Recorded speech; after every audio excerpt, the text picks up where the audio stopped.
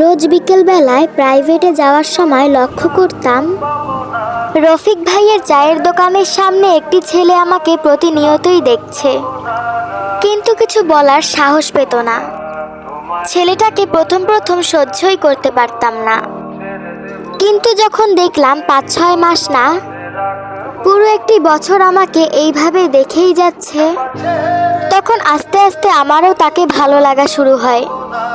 ভেবেছিলাম আজ গিয়ে তাকে নিজ থেকেই ভালোবাসার কথা জানাবো, তাই সেজেগুজে রওনা দিলাম। অনেক কৌতূহল নিয়ে যাচ্ছিলাম, কিন্তু রফিক ভাইয়ের চার দোকানের সামনে এসে দেখি সেই ছেলেটা আজ আসেনি। অনেকক্ষণ অপেক্ষা করলাম, কিন্তু তার আসার কোনো খবরই নেই, তাই কষ্ট পেয়ে সোজা বাড়ি চলে আসলাম। এরপর এইভাবে 1 সপ্তাহ যখন তাকে দেখতে পেলাম না, তখন রফিক ভাইয়ের কাছে গিয়ে জিজ্ঞেস করলাম, রফিক ভাই, এইখানে একটি ছেলে প্রতিদিন দাঁড়িয়ে থাকতো, কিন্তু 1 সপ্তাহ ধরে দেখা যাচ্ছে না, কাহিনী কি?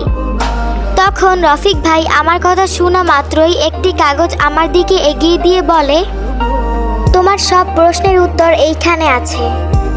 আমি একটু অবাক হলাম, তার কাছ থেকে কাগজটা নিয়ে বাসায় চলে আসলাম। রুমে সেই কাগজটা খুলতেই দেখলাম সেখানে লেখা,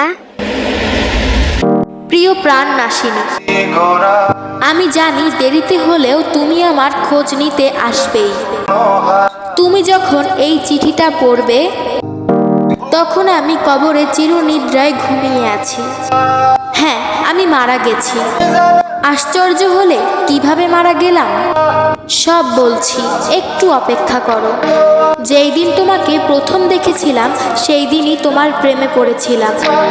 তোমার চোখে আমি আমার ধ্বংস দেখেছিলাম, কিন্তু বলার সাহস ছিল না তোমায়। তাই রফিক ভাইয়ের দোকানের সামনে বসে তোমাকে দেখতাম। এইভাবে 5 মাস যাওয়ার পর আমি সিদ্ধান্ত নিলাম তোমাকে মনের কথাটি বলবো। কিন্তু দেখো, ঠিক সেই সময় আমার মরণব্যাধি রোগ ক্যান্সার ধরা পড়ল।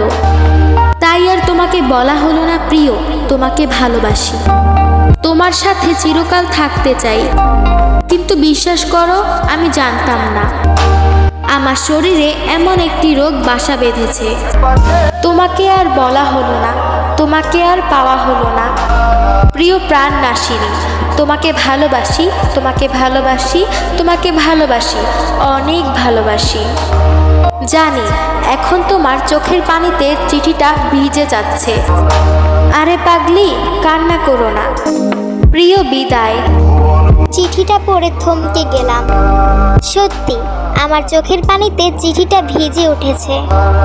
আচ্ছা, আমি কি ভাগ্যবান, একটা মানুষ আমাকে এতটা ভালোবেসেছে, তাই নাকি দুর্ভাগ্য আমার যে আমাকে সবচেয়ে বেশি ভালোবেসেছে, তাকে পাওয়ার আগেই আমি তাকে হারিয়েছি।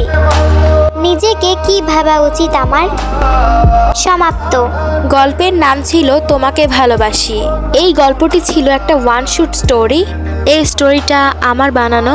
তোমাদের যদি ভালো লেগে থাকে তাহলে একটা লাইক করে দিও। কাহিনীটা যদি ভালো লেগে থাকে তাহলে কমেন্টে জানাবে। আজকের মতো ভিডিওটি এখানেই শেষ করছি। Tata, bye bye.